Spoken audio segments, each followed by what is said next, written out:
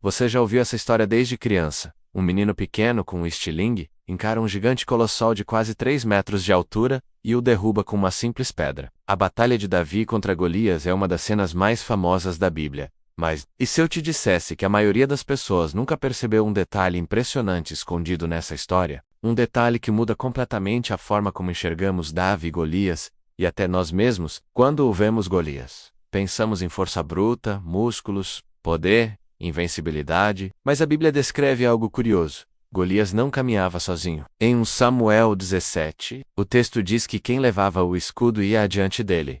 Isso não era comum para um lutador tão experiente. Um guerreiro desse nível, normalmente não precisaria de alguém para o guiar. Por que então Golias precisava? Estudos modernos de historiadores e médicos têm levantado uma hipótese fascinante. Golias possivelmente sofria de acromegalia, um tipo de gigantismo causado por um tumor na glândula pituitária. Esse problema faz a pessoa crescer exageradamente, mas também traz sintomas perigosos.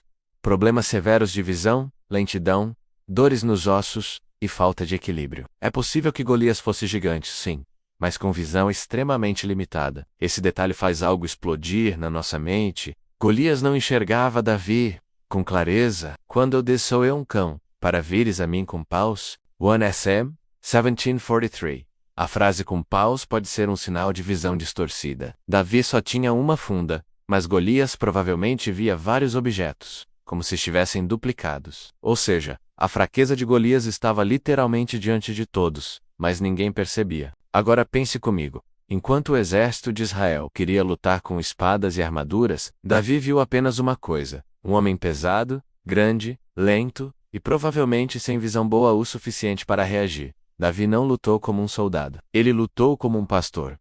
Pastores não atacam de perto. Eles atacam de longe. Eles usam distância, eles usam velocidade. Enquanto os soldados treinados achavam que Golias era impossível de derrotar, Davi viu o que ninguém viu: o gigante tinha pontos fracos. Deus não precisava que Davi fosse forte como Golias. Ele precisava que Davi fosse inteligente o suficiente para não lutar como Golias. Aqui vem outra curiosidade. A arma de Davi não era uma funda infantil. A funda era uma arma militar extremamente poderosa naquele tempo. Os exércitos usavam fundeiros como atiradores de elite, capazes de lançar pedras com velocidade comparada à de uma bala de arma de fogo. Alguns registros mostram fundeiros acertando alvos a mais de 200 metros com precisão. Davi não levou uma pedra qualquer. Ele levou uma arma de guerra. Ele foi preparado. Ele só não foi preparado como os outros esperavam. Enquanto todo mundo via um menino improvisado, Davi era exatamente a pessoa certa. El não era um acidente corajoso. Ele era a estratégia ideal. Deus não mandou um gigante para derrubar outro gigante. Deus mandou alguém diferente. Alguém que não tentasse lutar como todo mundo. Alguém que usasse o que tinha nas mãos. E o que ninguém respeitava. E agora, vamos ao ponto mais chocante. O inimigo parecia imbatível, mas já estava derrotado antes da luta começar. Golias era temido? Sim. Mas era limitado. Era grande? Sim. Mas frágil. O que fez Israel tremer não foi a força de Golias, mas a incapacidade de enzirgá-lo com a perspectiva certa. E a melhor parte, Davi só acertou o gigante porque teve coragem de atacar aquilo que todo mundo evitava. Todo mundo queria fugir do problema. Davi correu em direção a ele. Agora vem a pergunta que vira a chave.